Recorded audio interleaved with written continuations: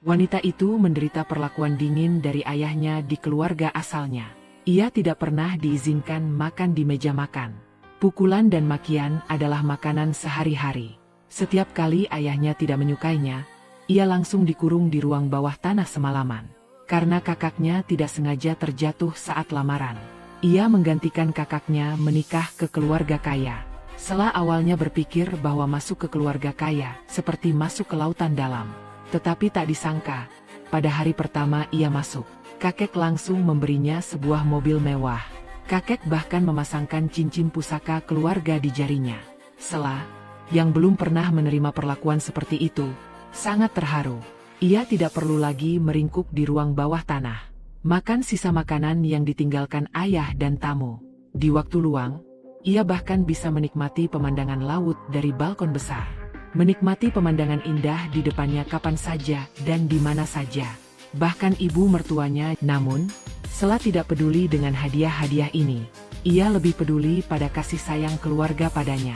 Perhatian yang ia terima beberapa hari ini jauh lebih banyak daripada yang ia dapatkan seumur hidupnya. Ibu Philip memberitahunya bahwa ia pantas mendapatkannya. Dan ia sangat beruntung memiliki menantu seperti Sela. Menanyakan kepada siapa ia berbicara dengan sikap seperti itu, Sela merasa kesal. Ia segera menjelaskan kepada pelayan bahwa ia tidak mengatakan apa-apa. Namun, Philip tetap memperingatkannya bahwa Sela sama seperti orang lain di rumah ini. Mereka semua adalah tuannya. Jika tidak mau bekerja, silakan pergi. Sudan hanya bisa meminta maaf kepada Sela. Setelah memarahi, Philip memanggil Sela kembali. Namun, Sela menganggapnya terlalu berlebihan. Philip mengatakan bahwa ia tahu betul mengapa Sudan bersikap seperti itu padanya. Sela bertanya mengapa. Philip menjawab, "Karena ia cemburu bahwa kamu adalah istriku." Sela malah mengejeknya karena penyakit narsisnya kambuh lagi. Philip khawatir ia tidak bisa berbicara dengan ibunya. Jadi hari ini ia pergi keluar dan membelikannya ponsel baru. Dan apa yang dikatakan Philip juga bukan omong kosong. Pelayan bernama Sudan ini memang sudah lama menyukai Philip. Ia akan memanfaatkan saat Philip tidak ada di kamar, berbaring di tempat tidurnya untuk memuaskan fantasi seksualnya. Kepala pelayan juga sudah lama mengetahui hal ini. Ia menampar Sudan dengan keras, memperingatkannya untuk tidak memiliki pikiran yang tidak pantas. Dengan ponsel baru, Sela akhirnya bisa menelepon ibunya. Tentu saja, ibunya hanya menyampaikan kabar baik, bukan kabar buruk. Ia tidak mengatakan apa-apa tentang masalah penggantian pengantin. Reputasi Sula, kakakku, hancur lebur. Tidak ada yang berani datang melamar lagi. Dan tadi malam, karena masalah ini, Sula dipukuli habis-habisan oleh ayah. Keesokan harinya, agar Philip tidak menganggur, kakek menyarankan agar Philip magang pada guru perhiasan untuk melatih diri. Kakek bertanya apakah Philip punya keberatan. Philip tentu saja tidak berani membaannya. Tubuhnya cukup jujur. Akhirnya bisa tidur di ranjang besar yang nyaman satu.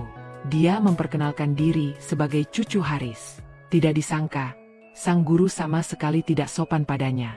Dia menyuruhnya membersihkan studio dan lorong terlebih dahulu. Cepat. Meskipun Philip marah, dia tetap harus mematuhi perintah kakek.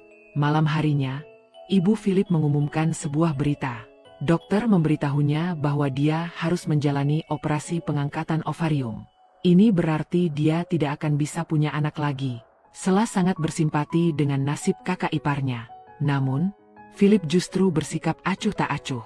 Sela menuduhnya berhati dingin. Philip memberitahunya bahwa di rumah ini, yang paling tidak dibutuhkan adalah simpati. Setidaknya, kakak ipar bisa mendapatkan perawatan medis terbaik. Sela hanya bisa pergi mandi dengan kesal. Di sisi lain, Yosef ragu-ragu berkali-kali. Namun akhirnya mengirim pesan singkat kepada Sela. Sela, yang baru selesai mandi, melihat pesan itu. Baru dia tahu bahwa setelah dia pergi, rumahnya tidak aman. Seluruh kota membicarakan kesucian kakaknya. Sela buru-buru menelepon kakaknya, tetapi tidak bisa tersambung. Philip bertanya ada apa dengannya. Sela mengatakan itu bukan urusan hewan berhati dingin sepertinya. Philip sudah dalam suasana hati yang buruk hari itu.